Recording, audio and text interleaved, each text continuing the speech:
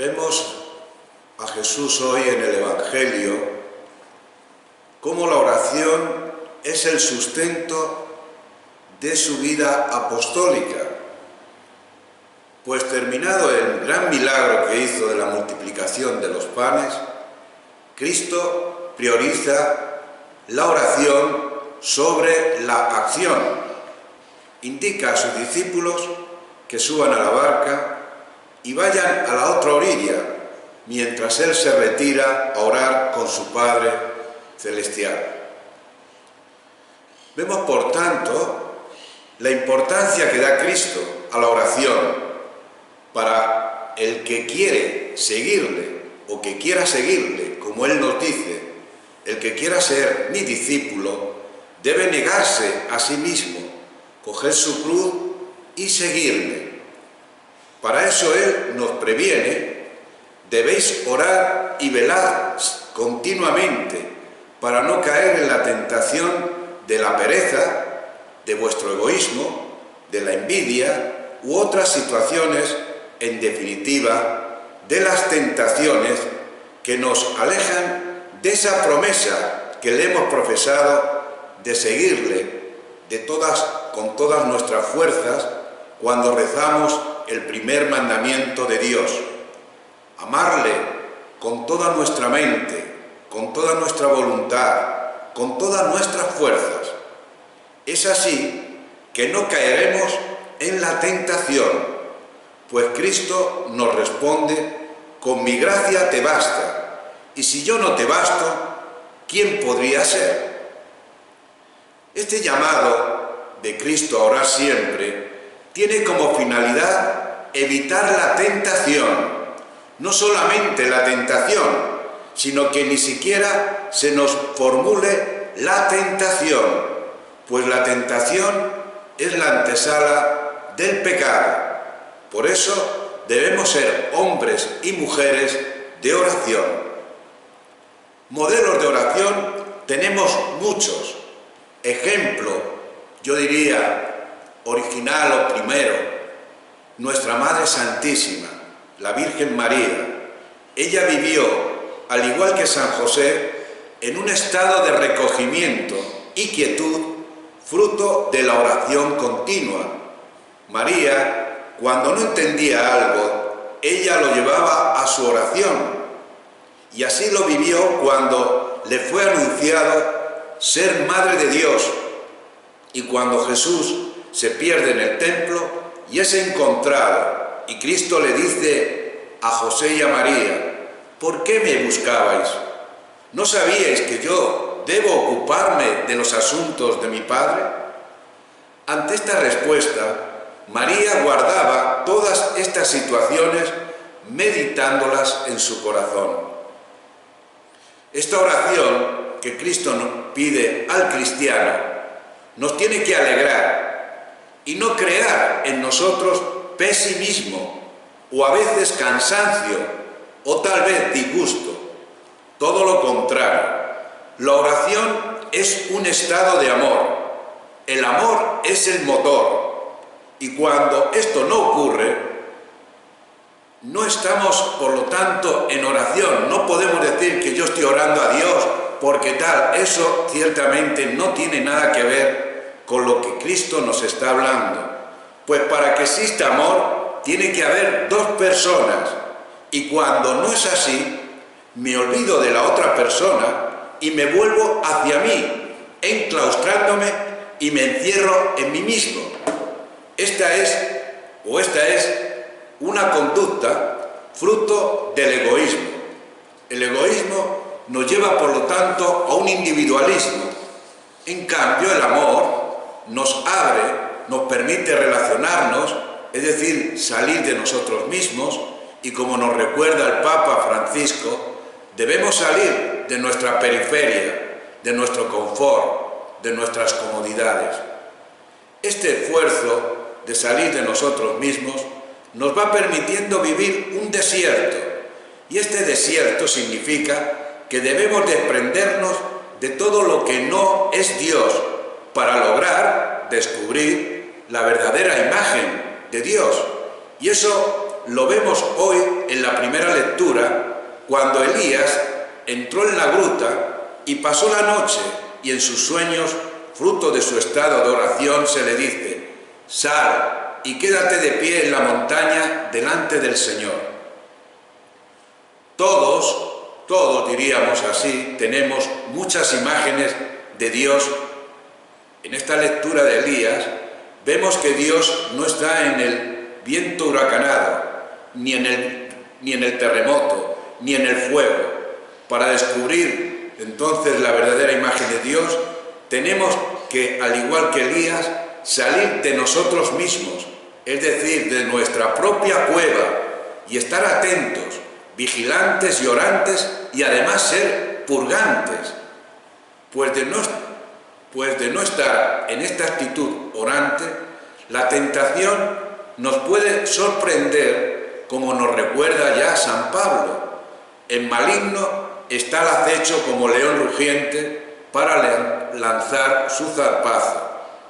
Y nuestra oración dialogante puede cambiarse de sujeto, es decir, de esta contemplación que tenemos con Dios, puede pasar a dialogarse con otro sujeto que no es Dios, lo mismo que les ocurrió a nuestros primeros padres, que cambiaron su diálogo.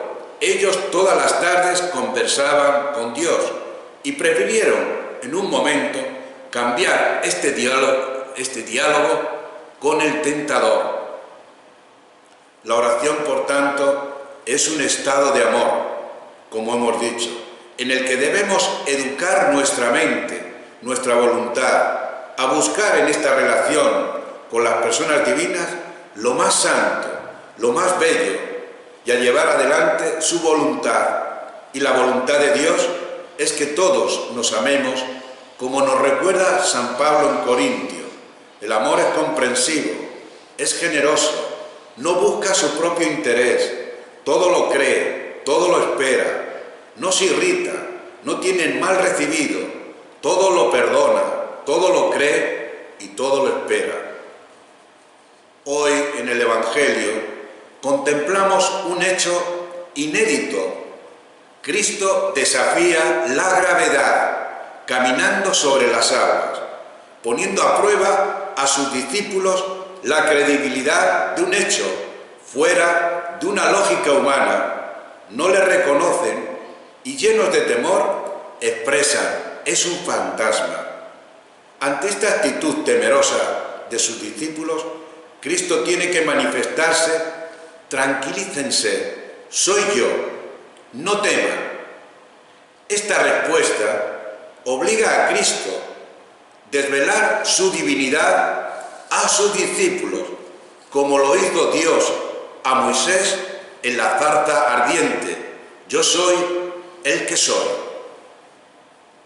Pedro, a pesar de tener la afirmación de que era el Maestro, pide nuevamente su confirmación. Es cuando se decide ir hacia Cristo ante la llamada ven.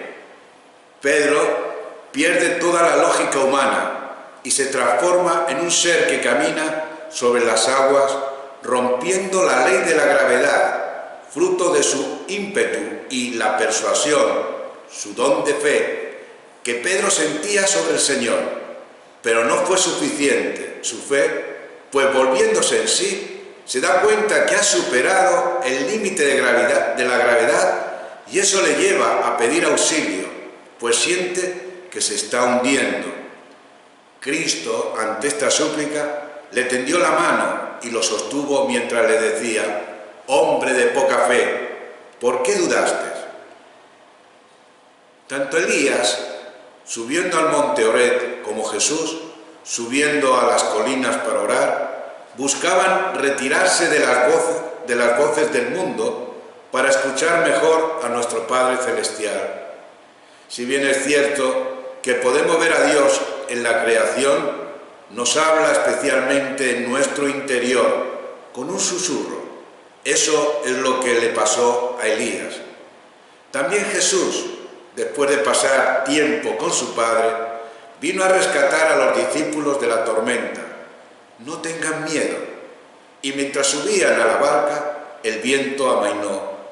Con Cristo en medio de nosotros, no hay necesidad de temer nada. Con la seguridad de su amor, podemos hacer todo en Él.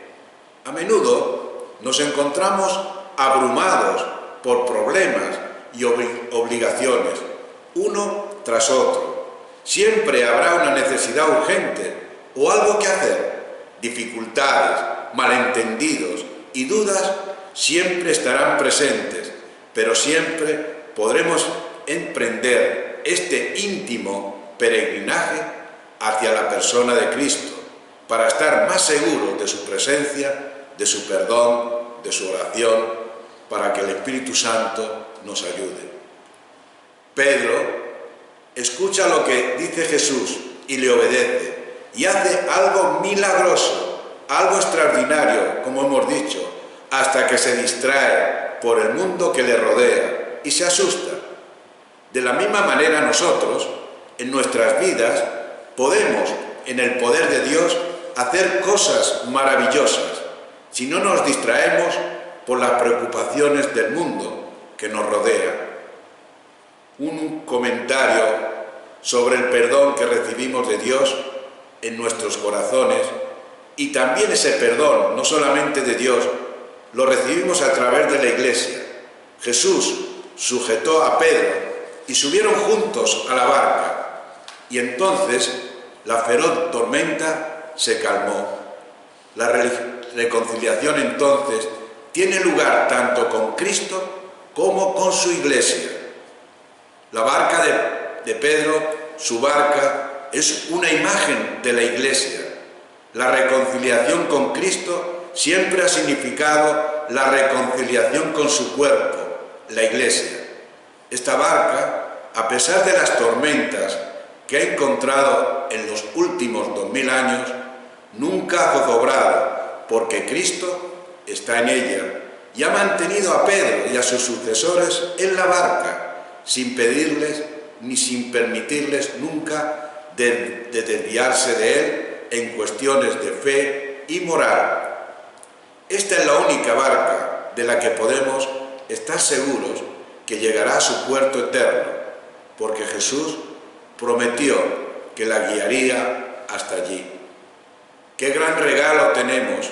Y no importa cuántas veces nos caigamos de la barca por nuestras propias decisiones, siempre hay una oportunidad de participar en la misión del reino. Gracias por vuestra paciencia.